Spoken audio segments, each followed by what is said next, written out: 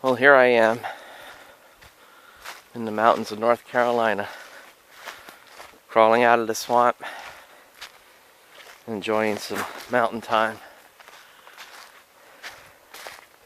It's cold, but it's a different type of cold. It's hard to explain. Florida cold when it's 40, when it's 90% humidity.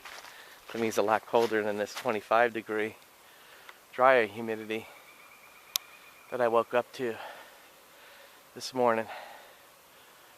But looking forward to having lots of adventures next few days. It's beautiful up here, and as always, it's good medicine. This is one of the many waterfalls we'll see in the Transylvania County, land of the waterfalls. We found this one by mistake because we had a misadventure. So I don't know what the name of this waterfall is, even if it has a name, but it was a crazy adventure to get here, for sure.